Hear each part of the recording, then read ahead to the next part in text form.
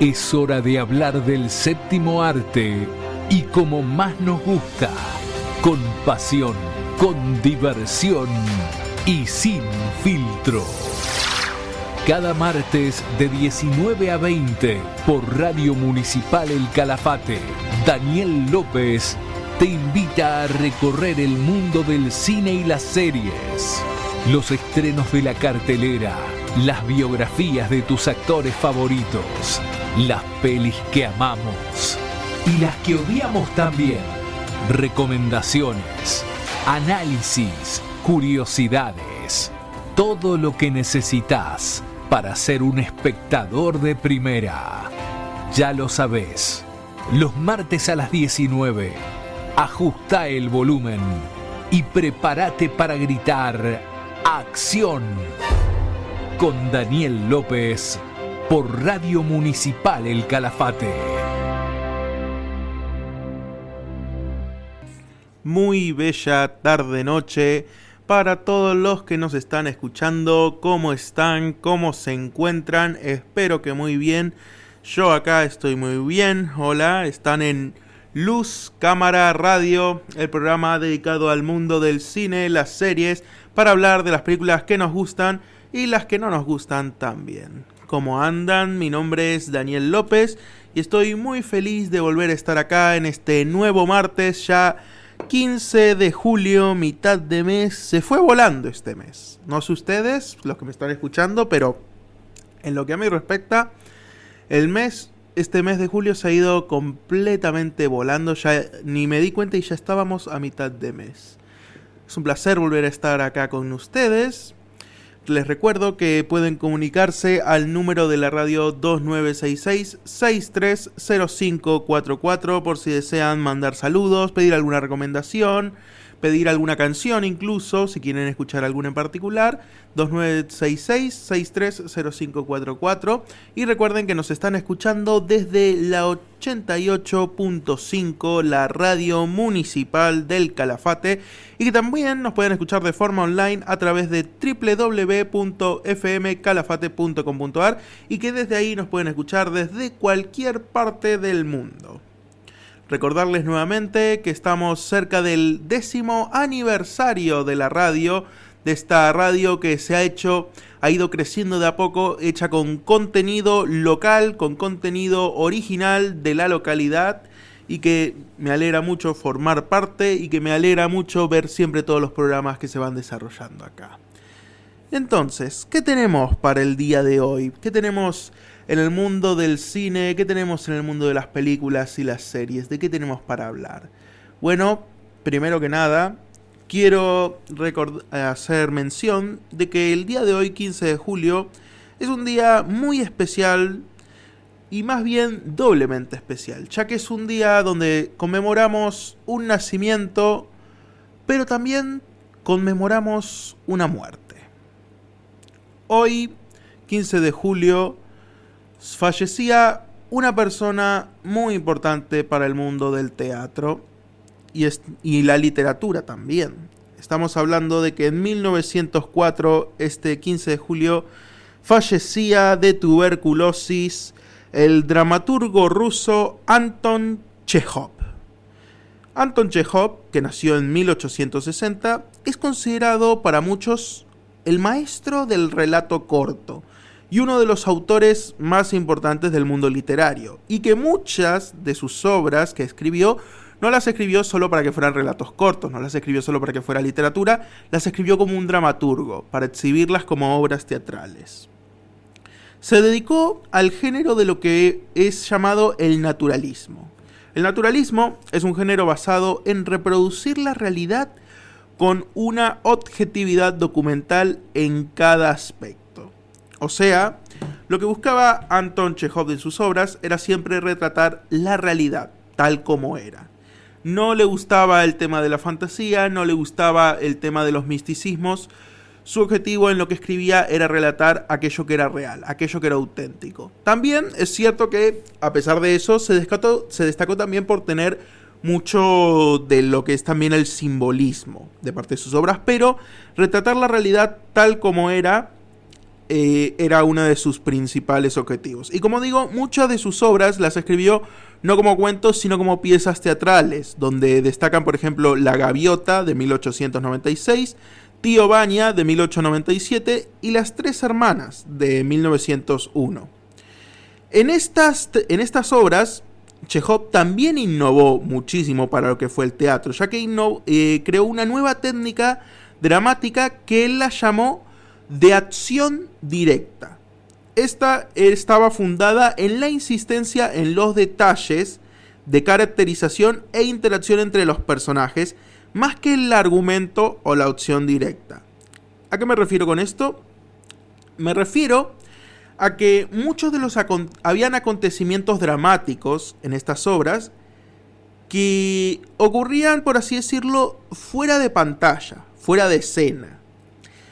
Muchas veces era más importante lo que los personajes querían expresar en sus diálogos que lo que estaban haciendo realmente. O sea, a Chejov le debemos mucho de lo que se llama el muestra, no cuentes. O sea, en sus obras, para entender lo que estábamos viendo, muchas veces la clave estaba en los diálogos, entender qué estaban queriendo expresar esos personajes, porque lo que de verdad quería contar Chejov no lo iba a contar ahí en escena, no lo iba a mostrar ahí mismo, sino que uno tenía que entender de que los personajes estaban hablando de cosas que ya han pasado, de cosas que han ocurrido en el pasado fuera de cámara y que repercuten esas cosas del pasado ahora en ellos. O sea, no buscaba mostrar todo lo importante en escena, sino que había eventos que en la obra tenían importancia, pero no los veíamos en escenas. Cosa que hoy día se hace muchísimo en cualquier tipo de historia. A Chejov también le debemos la existencia de un tropo que es conocido como la pistola de Chejov. Esto se debe a que él estableció como un consejo a la hora de escribir de que si en una primera escena vas a presentar un cuarto donde hay colgada en su esplendor una pistola, el espectador obviamente espera que en la siguiente escena esa pistola que fue presentada vaya a ser usada. Esto es básicamente una forma de presentar un elemento en la historia que más adelante va a tener importancia. Esto también es algo clásico de cualquier película, de cualquier serie, de cualquier libro, de cualquier historia en general. El presentar un objeto o un personaje o incluso un evento que más adelante va a tener repercusión en la historia, que más adelante se va a utilizar para algo.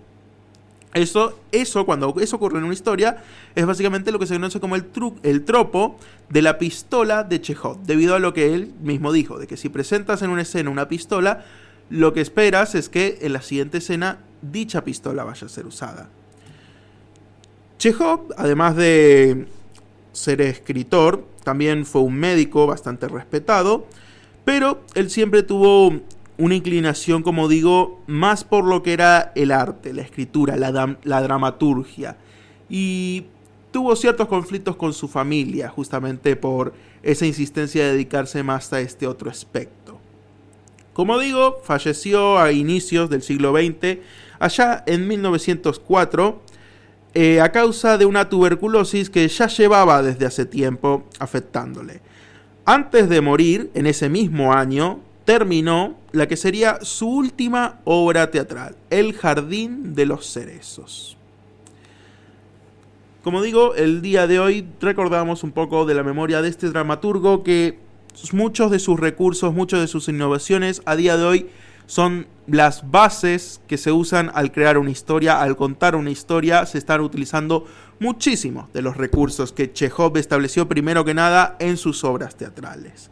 Y por el otro lado, no solo tenemos una muerte, como digo, sino que, como dije, el día 15 de julio tenemos por un lado una muerte, sí, pero también un nacimiento. Y hoy estamos de cumpleaños y es para celebrar a quien yo considero actualmente uno de los mayores genios que hay respecto al cine en el género del terror. Estoy hablando de que un día como hoy, en 1986, ya con 39 años actualmente, nació el cineasta Ari Aster. Ari Aster que tal vez sea un nombre que no les suene, pero es un cineasta que en estos últimos años se ha convertido en uno de los mejores directores del terror moderno, trayendo clásicos para el género en una época que, como se sabe, desde hace tiempo se ha hablado de que a veces el terror está un poco muerto o de que es un género en decadencia. Ari Aster apareció en 2018 para cambiar mucho de eso al presentar obras que a día de hoy, cada vez que saca una nueva película, se convierte en un éxito de inmediato. El nombre no les podrá sonar, pero seguro les podrá sonar muchísimas de las películas que ha hecho. Como su primera película, estrenada en 2018, conocida como Hereditary, o que también se tradujo aquí como El legado del mal, que cuenta la historia de una familia que está pasando actualmente por un duelo tras que se murió la abuela de la familia, abuela con la que la madre, o sea su hija, no tenía una buena relación, pero que al mismo tiempo la madre no tiene tampoco una buena relación con su hijo. Tiene 2 hijos, un hijo mayor y una hija menor. Y al poco tiempo va a ocurrir un accidente relacionado a la hija menor que va a tirar a la familia para abajo, que la va a afectar, pero que también será el desencadenante para comprender un poco de dónde viene el nombre de esta película, de que en esta familia se ha heredado una maldición, por así decirle. Se ha heredado algo malévolo. Y justamente tras este incidente, que por un lado la muerte de la abuela y por el otro el incidente que va a sufrir la hija, desencadenará esa cosa malévola que está heredada a la familia. Fue una película de terror, como digo, estrenada en 2018, que arrasó. Encantó a muchísimos por igual y marcó el comienzo de la carrera de Ari Aster como director de películas, porque ya en realidad llevaba trabajando unos 11 años antes, pero haciendo cortos. Empezó haciendo cortometrajes de terror, donde fue de ahí formando su nombre a poquito, hasta que se le dio la oportunidad con la productora independiente A24 de hacer esta película de Hereditary. Entre sus cortos, de hecho, hubo uno que a día de hoy sigue siendo muy pero muy famoso y que lo pueden encontrar disponible en YouTube, que es The Strange Thing About the Johnsons, o La extraña cosa sobre los Johnson, que se trata de un corto de 30 minutos enfocada en una familia de nombre obviamente Johnson, y el secreto que hay en esta familia, de que a primera vista parece una familia ideal, una familia perfecta, idílica, donde los 2 padres y su hijo son felices, pero que hay un secreto oculto, algo que el resto no sabe. Y no les voy a desentrañar mucho porque este corto se los recomiendo buscarlo, como digo, lo tienen ahí disponible en YouTube. La cosa extraña sobre los Johnson, o The Strange Thing About the Johnson. Es un corto con un giro bastante fuerte, bastante truculento. No les voy a mentir, el cine de Ari Aster es un cine crudo, es un cine cruel, es un cine donde muchas veces ocurren cosas que pueden desagradar. Así que, obviamente, este tipo de películas es para ver bajo su propio riesgo, y este corto que está en YouTube se los recomiendo. Como digo, fue uno de los primeros cortometrajes que hizo el director, y con este corto en cuestión ya puedes entender muchísimo de cómo funciona el cine de este autor en cuestión, de cómo son las historias que este director construye. Como digo, Hereditary fue su primera película en 2018, y después empezó a hacer muchísimas otras más películas, donde destaca, por ejemplo, Midsommar, que cuenta la historia de una extraña secta allá asentada en los campos de Europa.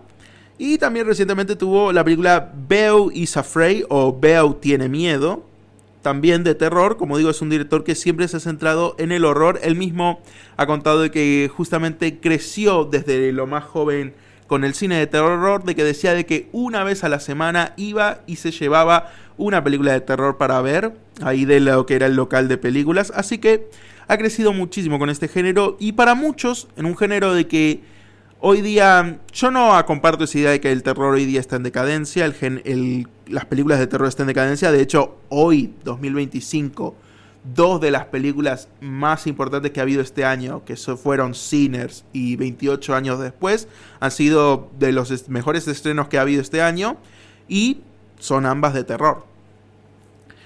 Pero es cierto que a veces se echa en falta los grandes autores que había ya en el siglo pasado o a comienzos de este siglo. Pero Ari Aster justamente apareció junto con otros autores también que han aparecido en estos últimos años, como lo puede ser también Robert Eggers, que hace poco hizo su película de Nosferatu, que es esta nueva ola de autores en cuanto al género de terror que están revitalizando bastante este tipo de películas, este tipo de cines. Justamente dentro de unos días, este 18 de julio, tendremos el estreno de la nueva película de Ari Aster llamada Eddington, de la cual no se ha dado mucha información. Ari Aster es bastante receloso con las películas que hace, saca sus trailers y demás, pero nunca revela mucho de las películas hasta que por fin salen. Y para este 18 de julio, dentro de unos 3 días, tendremos su nueva película, que esperemos vuelva a ser otro exitazo como lo han sido sus últimas películas hasta el momento. Sin duda, estamos ante un director que ha arrasado bastante y que esperemos podamos seguir viéndolo crecer de a poco. Pero ahora vamos a hablar de otros éxitos muchísimo más grandes, muchísimo más importantes, y es que voy a hablar de lo que ha sido el mayor estreno de este año. Ustedes saben de cuál le hablo, lo hemos tenido esta semana, lo que fue en el cine municipal y que va a estar para esta semana que viene cuando se renueve la cartelera. Estamos por hablar de El Hombre de Acero, aquel hijo de Krypton criado en la Tierra, que ha sido el mayor estreno del año, y ya estaremos en un minuto hablando de este. Vamos a un pequeño corto musical ahora, y recuerden que si quieren comunicarse con nosotros pueden hacerlo al 2966-630544, que en especial que ahora que estamos a hablar de la película más importante del año, quisiera ver quiénes han visto la película, si alguno de ustedes que me está escuchando la ha visto y qué les ha parecido esta nueva película de Superman. Ya volvemos. Acabamos de escuchar Holding Out for a Hero de la película Footloose, que justamente esperando por un héroe, que es básicamente de lo que vamos a estar hablando ahora, de un héroe, de una película sobre un héroe, que ha sido, como dije, el estreno más importante del año, la película de la que más se ha hablado, la película que más se ha esperado, y que por fin tuvimos su estreno la semana pasada y que ha arrasado. Le ha ido muy bien. Acá mismo, en el Cine Cultural, que es, como saben, tienen disponible para ir a verla y que para cuando se renueve la cartelera en esta semana va a seguir disponible. Recuerden que la entrada está unos 8,000 pesos y que pueden retirar el boleto hasta unos 15 minutos antes de cada función. Recuerden que hoy martes es el último día de esta cartelera que involucra de paso a Jurassic World El Renacer, y que mañana miércoles va a estar cerrada y se va a renovar este jueves 17, donde tendremos por un lado seguramente una nueva película en lugar de Jurassic World, pero que seguiremos teniendo a Superman, la nueva película de DC, la película que marca el inicio de un nuevo universo cinematográfico de DC Comics.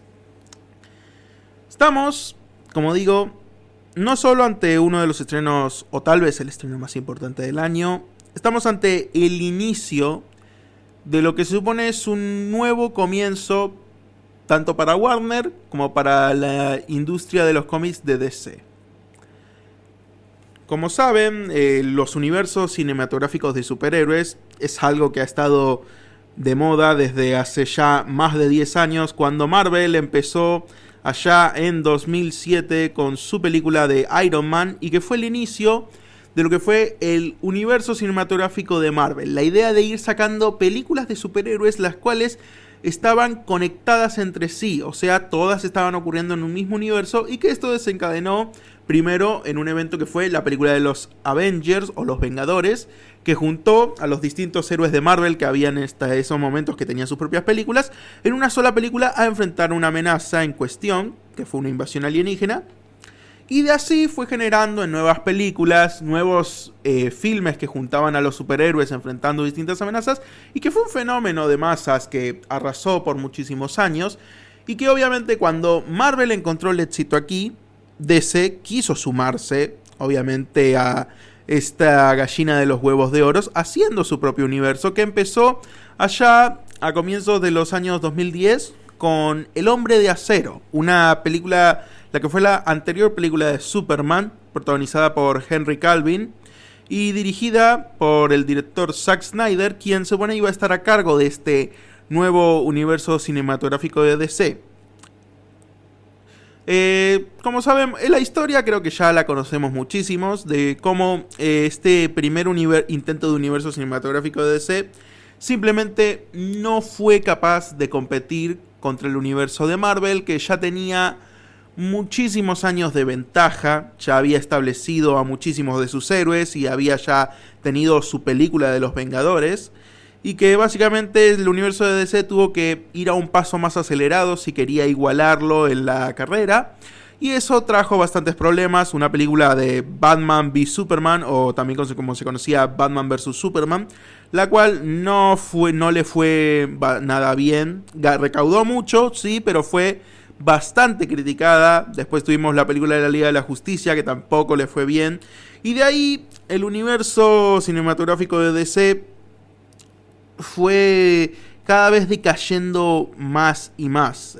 Henry Cavill, que interpretaba a Superman, estaba esperando su secuela del personaje, e incluso tuvo una aparición post-créditos en lo que fue la película de Shazam, en lo que se proponía una nueva secuela, pero al final, tras lo que fue la película de Flash, se terminó dando final a este universo, y en cambio DC vio una nueva oportunidad en este director en cuestión, James Gunn, quien ya había participado en el universo de Marvel haciendo las películas de los Guardianes de la Galaxia, una trilogía de películas que para muchos ha sido lo mejor que ha tenido Marvel en estos últimos años, que también cabe destacar que el universo de Marvel hoy día ha decaído un poco también en lo que han sido sus fanáticos y sus recaudaciones. James Gunn, después de trabajar con Marvel, terminó trabajando para DC para hacer una película del Escuadrón Suicida, película que le fue bastante bien, y que entonces decidieron que debían hacer borrón y cuenta nueva y empezar un nuevo universo de películas de superhéroes, esta vez a cargo de James Gunn. Y obviamente, ¿con qué iban a iniciar? Con el héroe más importante no solo de DC, sino del mundo, Superman. Este alienígena llegado a la Tierra, criado por granjeros, y que decide convertirse en un héroe que lucha por la justicia y por la paz. Ha sido la película que ha marcado el inicio de este nuevo universo con James Gunn a la cabeza. Había sus dudas, había sus expectativas, pero al final ha arrasado bastante bien, le ha ido bien. Como dije, muchísimos han ido a ver esta película al cine municipal, y se han vendido muchísimas entradas, y no solo aquí, sino en muchas partes del mundo. Y yo mismo, que ya he visto la película, puedo decir de que ha cumplido. Ha cumplido bastante bien. Yo llegué a tener mis dudas porque en lo personal estaba cansado de las películas de superhéroes, pero recientemente, después de haber visto Thunderbolts de Marvel, que me había parecido bastante entretenida, decidí que debía dar una pequeña oportunidad de vuelta a este género, a ver si podía volver a sorprenderme. Y si bien no es que me ha sorprendido o me ha enamorado, la película de Superman es entretenida, es bastante buena, cumple, y yo creo que ha ofrecido a los fanáticos algo de que DC hace mucho no les ofrecía. Los fanáticos de DC llevaban muchísimo queriendo justamente una película que satisfaciera sus necesidades, y lo ha cumplido. Superman es un ícono de la cultura popular, no solo para Estados Unidos, sino para el mundo entero. Uno, cuando piensa en superhéroes, el estereotipo que le vendrá a la cabeza es algo como Superman. Y es cierto que llevamos muchos años sin una película de Superman entretenida, decente, que, como digo, Superman es un personaje que ha tenido muchísimas películas a lo largo de los años. Y sinceramente, esta película ha cumplido con sus expectativas, ha ofrecido bastante, Y yo creo que en esta nueva cartelera, si aún no la han visto, vayan a verla, se las recomiendo, es bastante entretenida, así que ahora cuando se renueve la cartelera en este jueves 17, si aún no la han visto, vayan a verla, y si la han visto, cuéntenme qué les pareció, les gustó, les cumplió con las expectativas, les ofreció lo que esperaban, o tal vez no, porque no puede, como digo, no siempre se trata de hablar de las películas que nos gustan, sino también de las que no nos gustan, y si no les gustó, mensajenme también, recuerden, el número es 2966-630544, y que también me olvidé de contarles que pueden seguirme en las redes, que tanto en Facebook, Luz Cámara Radio, o en Instagram, Luz-Cámara-Radio. Pueden seguirme por cualquiera de estas dos redes, que siempre estoy publicando un poco de contenido, un poco de efemérides, desde recomendación de películas, desde curiosidades, y que prontamente estaré empezando con una pequeña sección de Reels hablando de lo que me ha parecido los estrenos del año, y que seguramente empiece haciendo un pequeño Reel explayando un poco más a profundidad mis opiniones con respecto a la película de Superman. Como digo, les recomiendo vayan a verla esta nueva semana que se renueve la cartelera, que estoy sin duda que va a repetir semana, ténganlo por seguro. Y nada, como les dije, comuníquense para que me compartan un poco qué les ha parecido, porque me interesa también saber qué le ha parecido al resto. Acá se ha vendido bastante bien, así que estoy seguro que hay muchísima gente que tiene algo que compartir con respecto a esta película. Y lo que más destaca de esta película ha sido sin duda su protagonista, el actor David Corenswet, que empezó como un actor bastante pequeño de momento, y esta película ha sido su primer gran papel importante, y ya se ha convertido en una de las futuras promesas de Hollywood, en una promesa para ser un actor de primera. Ya con 32 años de edad, ya ahora tiene una fama de nivel mundial, tal como le ocurrió al primer actor en una película de Superman, Christopher Reeve, allá en 1978, que también era justamente un actor pequeño, y esa película, que fue de la primera vez que se vio a un hombre volar en el cine, terminó siendo lo que lo catapultó a Christopher Reeve a la fama, y ha pasado lo mismo ahora con David Corenswet, de que ya está en boca de todo el mundo, y sin duda se vienen muchas promesas para él. David Corenswet justamente estuvo hablando un poco previo al estreno de que contó de que contactó con otros actores que han interpretado al personaje de Superman. Más precisamente, contactó con Henry Cavill, que fue el Superman anterior, como dije, que salió en la última película que tuvo el personaje, El Hombre de Acero. Y también con Tyler Hoechlin, un actor que ha interpretado a Superman en la serie web de Superman y Lois, que se emitió desde 2021 hasta 2024, y contactó con ellos un poco de consejos sobre cómo interpretar al personaje. Y aunque ambos actores lo apoyaron bastante y lo felicitaron por su nuevo rol como Superman, resulta que ninguno quiso darle consejos sobre cómo interpretar al personaje. A palabras de David Corenswet, dijo: tuve el placer de intercambiar cartas con dos Supermans anteriores, Henry Cavill y Tyler Hoechlin. Curiosamente, ambos me dijeron con sus propias palabras: no voy a darte consejos. Básicamente porque Superman no es de dar consejos a otros, simplemente espera que el resto haga lo que crea que es correcto y que dé lo mejor de sí. Y que justamente por eso no le dieron consejo alguno al actor, a pesar de que contactó con ellos. Y que él siente que al final fue lo correcto, porque es cierto, Superman tiene que nacer de uno y no es una cuestión de que alguien te diga cómo hacerlo. Y ha cumplido bastante. De hecho, hay otro actor que también hay que destacar bastante, que ha sido Nicholas Hoult, quien interpreta al villano de la película Lex Luthor, quien originalmente había audicionado para ser Superman.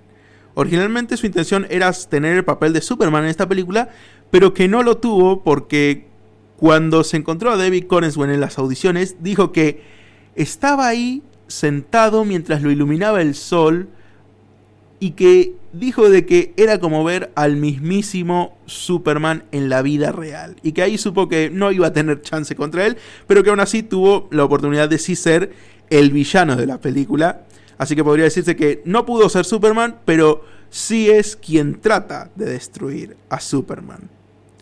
La verdad, le ha ido muy bien a David con toda esta reciente fama, pero hace poco tuvo una entrevista donde reveló de que, por un lado, ya tiene un contrato asegurado para una secuela, porque sí, va a haber secuela. La película le ha ido bien y ya tiene asegurado un contrato para una secuela de Superman. Así que ya pueden ir asegurándose de que vamos a tener una aventura más de este Superman de David Corenswet.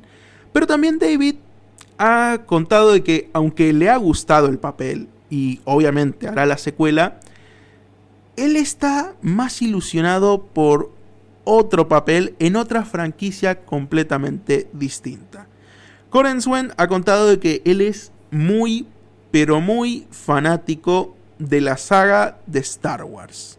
Esta saga de ciencia ficción creada por George Lucas, y que él explica que el papel de sus sueños sería interpretar a un Jedi en algún producto, ya sea una serie o ya sea una película de Star Wars. Su sueño es ser un Jedi. Su sueño es usar un sable de luz, y que dice que es algo de que preferiría incluso más que Superman.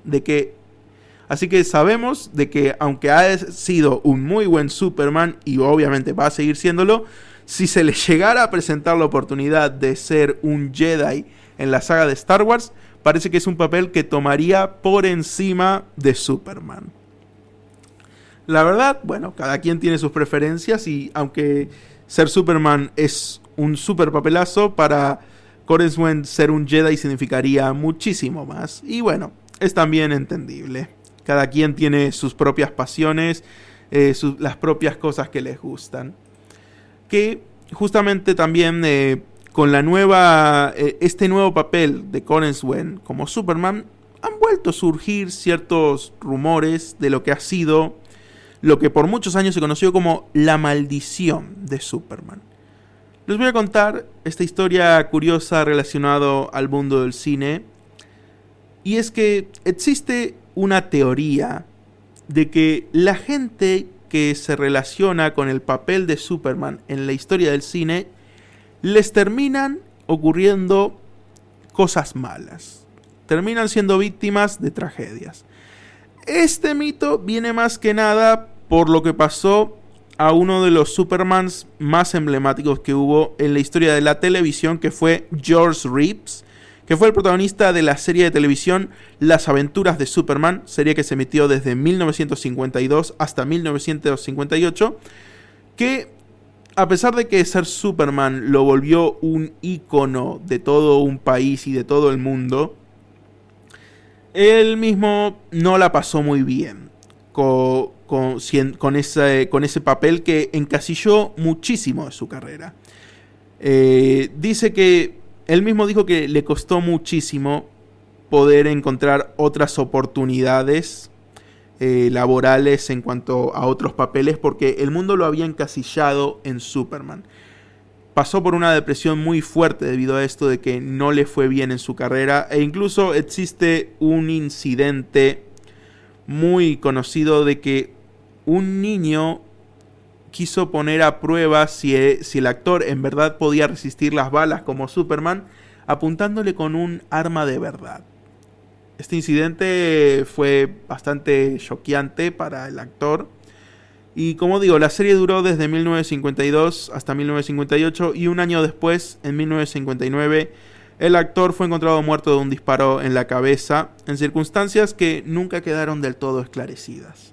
Obviamente quedó ahí marcado como suicidio, y como digo, el autor estaba pasando por muchísimos problemas de depresión, muchísimos problemas de que no le iba bien en su vida laboral. O sea, era Superman sí, pero no le daban oportunidades para otras cosas. Y esto creó este rumor de que supuestamente existe una maldición, ya que si la gente ha tomado a otros actores que han interpretado a Superman, por ejemplo, Christopher Reeve, que como dije interpretó a Superman en 1978 y que también hizo varias secuelas, que también en 1995 sufrió un accidente que le causó tetraplegia y que en 2004 murió por complicaciones derivadas de esa condición. También hubo un actor muy pequeño, o sea, un actor bebé conocido como Lee Kingley, que interpretó justamente en la película de Superman de 1978 a Superman, pero de bebé.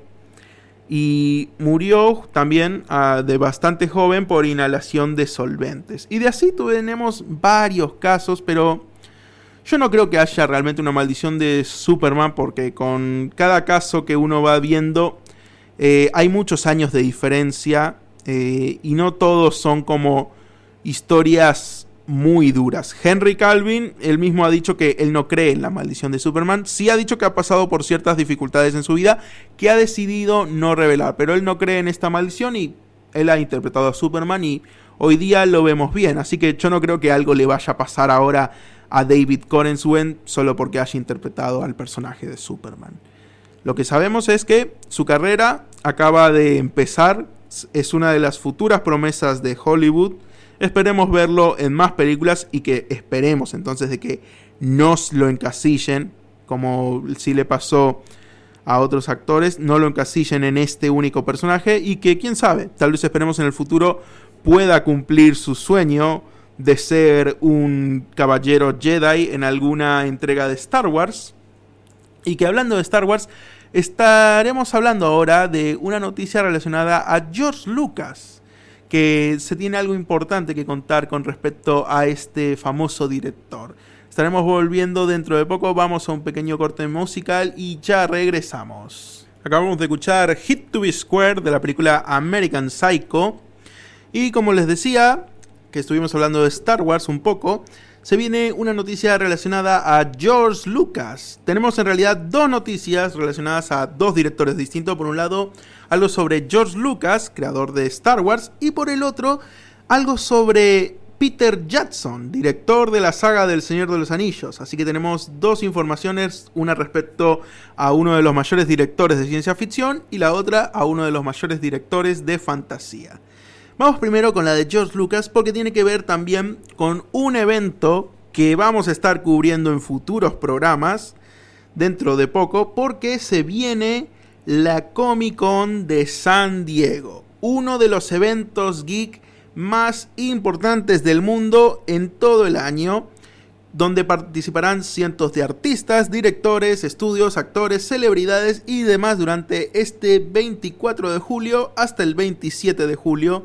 Como digo, es uno de los eventos más importantes en el mundo geek, tanto relacionado a las series, tanto relacionado a los cómics, las películas, los videojuegos. Es un evento donde se reúnen muchísimas personalidades importantes de este mundo, de estos distintos nichos, y que es siempre un evento también importante para las noticias, porque muchísimos estudios, o muchísimos directores, o muchísimas también desarrolladores y demás, aprovechan la Comic Con para anunciar futuros proyectos, futuros estrenos. Muchísimas series también se suelen anunciar en la Comic Con, también futuros proyectos de películas y demás. Así que en los próximos programas vamos a estar cubriendo un poco de qué va a suceder en la Comic Con de este año de San Diego, que va a ser del 24 al 27 de julio. Pero la noticia que les traigo ahora es que por primera vez en todas las décadas que se ha hecho la Comic Con, por primera vez va a contar con la participación de George Lucas. George Lucas es posiblemente una de las personalidades más importantes en la Comic Con, a pesar de que nunca haya estado ahí, ya que la presencia de Star Wars es una constante en este tipo de eventos. Star Wars sigue siendo una de las franquicias geek más importantes de la historia. Y a pesar de que entonces hemos tenido la presencia de muchos fanáticos de Star Wars o paneles relacionados a Star Wars a lo largo de la Comic Con durante todos los años, nunca hemos tenido la participación en persona de George Lucas en una de las Comic Con. Y por primera vez va a estar participando, y no va a estar participando solo, sino que va a participar en un panel colaborando nada menos y nada más con el cineasta mexicano Guillermo del Toro, uno de los mejores cineastas del último siglo, posiblemente el cineasta más importante que ha salido de toda Latinoamérica. ¿Quién no conoce a Guillermo del Toro? ¿Quién no conoce sus películas desde El laberinto del fauno hasta Titanes del Pacífico? Es simplemente una leyenda que recomiendo muchísimas de sus películas. En especial si tienen Netflix, vayan a ver su película de Pinocho, que es increíble, y que pronto estará haciendo una película de Frankenstein, que promete ser una adaptación bastante fiel del libro, que, ojo al dato, Frankenstein nunca se ha adaptado muy fiel al libro, siempre se han hecho versiones de Frankenstein más más originales, en vez de ser fiel a lo que es la historia del libro. En cambio, Guillermo del Toro promete va a ser bastante más fiel a lo que cuenta el libro, y por lo tanto su película de Frankenstein no se enfoca tanto en el terror, sino más en ser una historia de fantasía y drama. Pero esos son asuntos que vamos a tocar en otros programas.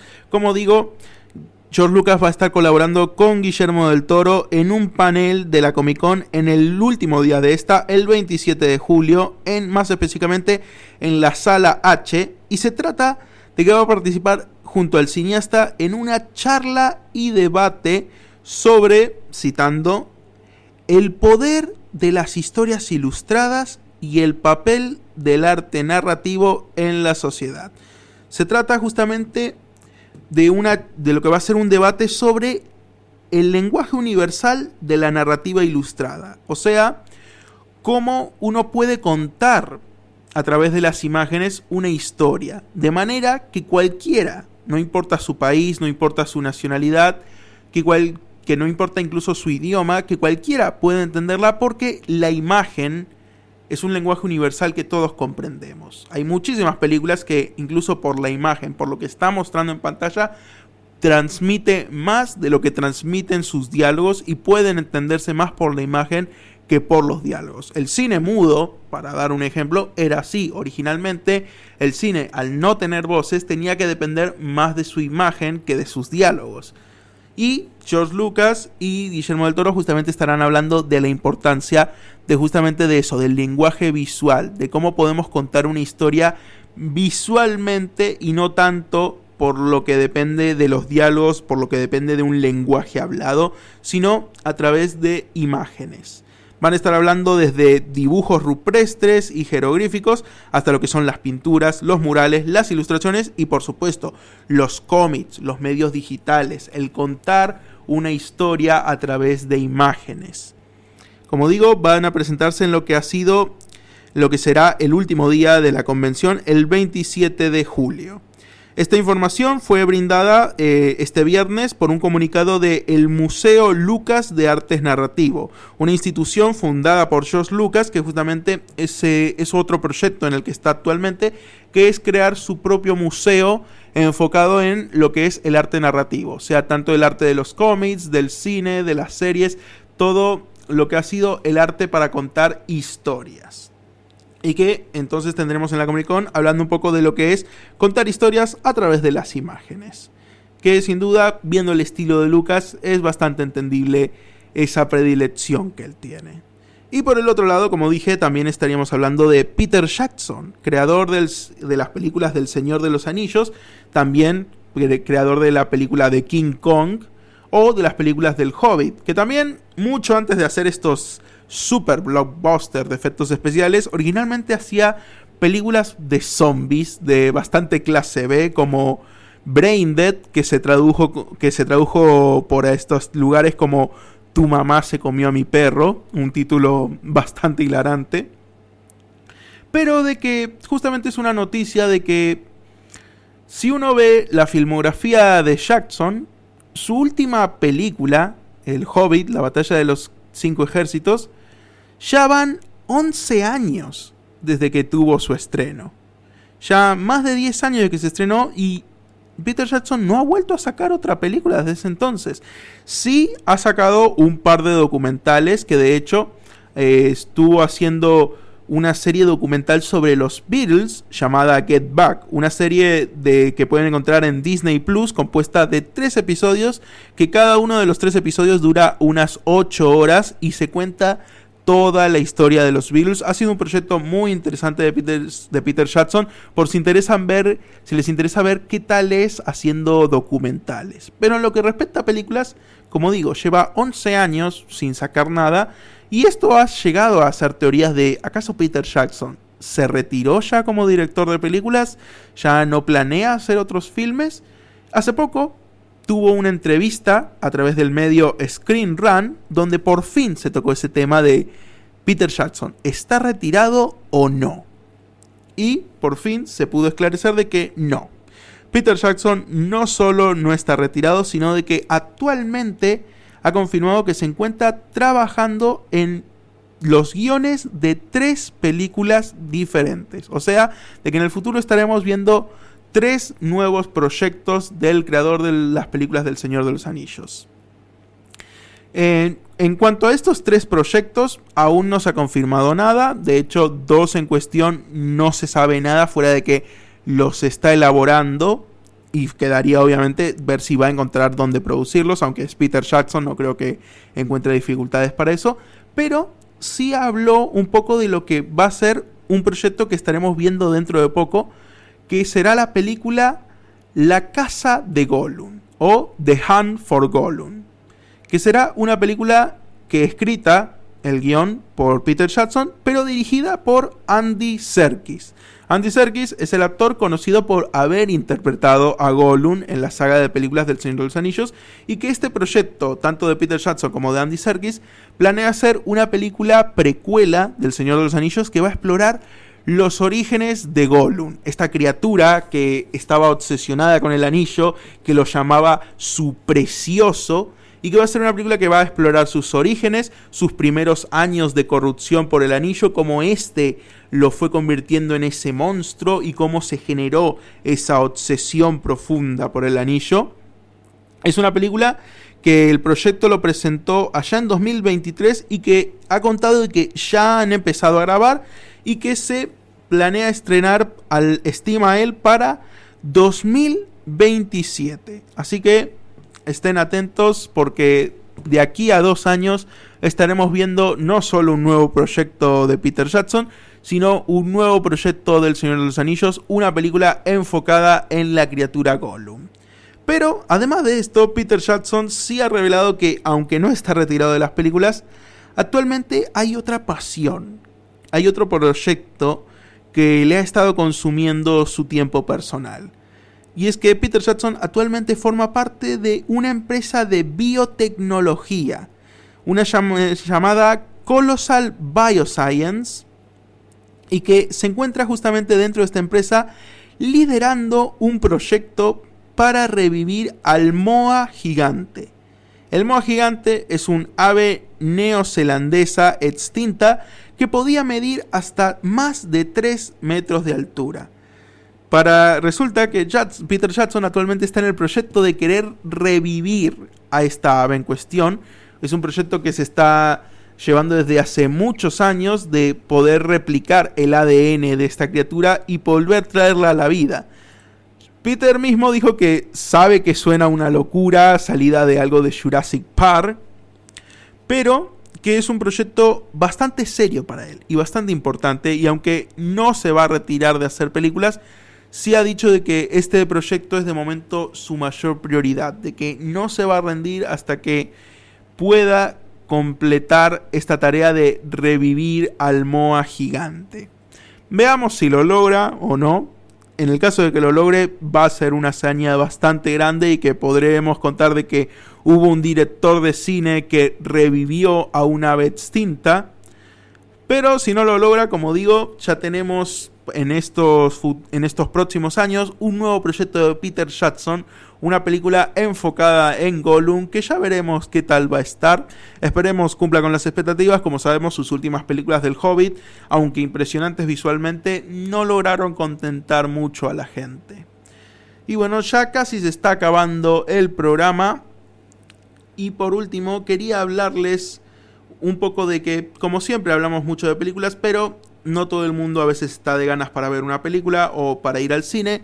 Así que quería terminar recomendando 2 series para los interesados en maratonear alguna serie, ya sea en alguna de las múltiples plataformas que hay. Y por un lado vengo a recomendarles una serie de Netflix y una serie de Amazon Prime. De parte de Netflix quiero recordarles que ya tenemos la segunda temporada de The Sandman. Esta serie, que su primera temporada se estrenó por allá en 2022, es una creación de Alan Haber, un escritor de cómics responsable por Los Jóvenes Vengadores, y que es una adaptación del cómic de The Sandman, un cómic del legendario escritor Neil Gaiman, que de hecho ayudó durante la creación de la primera temporada.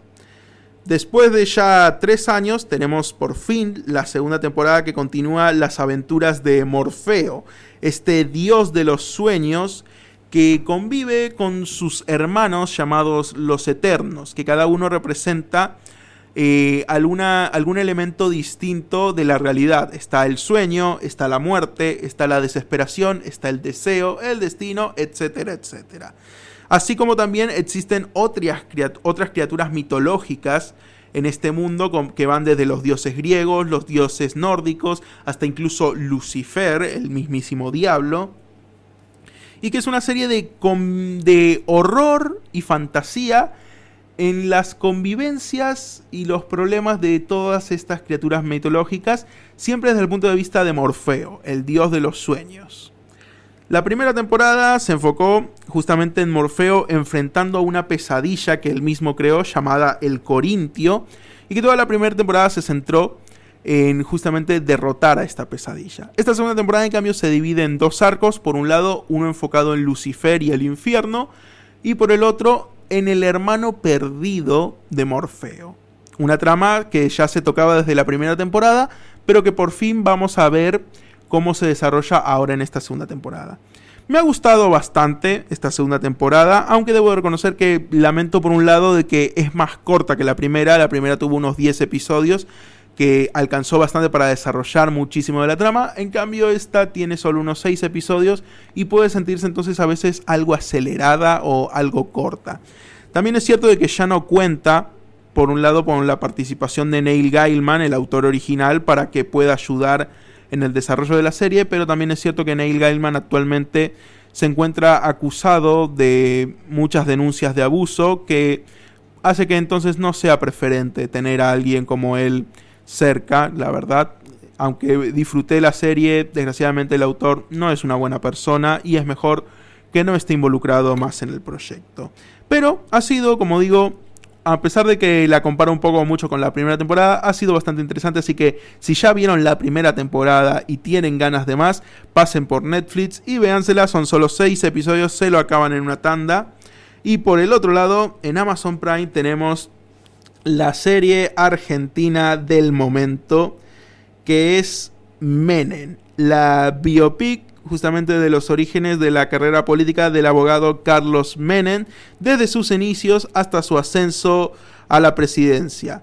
Una creación de Mariano Varela, con Leonardo Sbaraglia en el papel de Menem y Juan Minujín, un actor que, como siempre digo, me encanta muchísimo, como Olegario Salas. Tuvo su estreno este 9 de julio y, como digo, es una biopic de la historia de Carlos Menem, una figura política que tiene bastante que contar, bastante distintas opiniones ha generado a lo largo de la existencia, y esta es una serie que recopila un poco de su vida. Es una serie de paso que se tuvo que retrasar, ya que el Poder Judicial de la Nación había suspendido el estreno de la serie, como también su promoción, ya que había una causa disputada entre los herederos de Carlos Menem, además de que porque se decía de que no había autorización para la creación de esta serie, a pesar de que el director en cuestión había recibido la autorización de Menem poco antes de su muerte. La serie cuenta con también, es una serie corta de muy pocos capítulos, unos 6 capítulos, que pueden ver también contando un poco la vida de esta figura política de la Argentina, que como digo, hay gente que le gusta, gente que no, pero es una figura fascinante con toda una historia que contar, y la serie, como digo, está bastante bien lograda, con una investigación histórica detrás para retratar la vida de esta persona que ya no se encuentra entre nosotros, que falleció por allá hace unos pocos años, pero como digo, dio la autorización un año antes de su muerte para la creación de este proyecto, así que a pesar de las dificultades que tuvo para su estreno, es un proyecto que contó justamente con la autorización de la persona en la que está basada. Y como digo, ha sido una serie interesante, es posiblemente de las series más interesantes. No diría la más interesante que hemos tenido en el país, porque sin duda El Eternauta va a ser por muchos años lo mejor que hemos hecho en cuanto a series en el país, pero ha sido otra apuesta interesante para este año. Así que aquellos que están interesados en la vida política, en las biopics de figuras nacionales, ahí está también la serie de Menem para ver en Amazon Prime.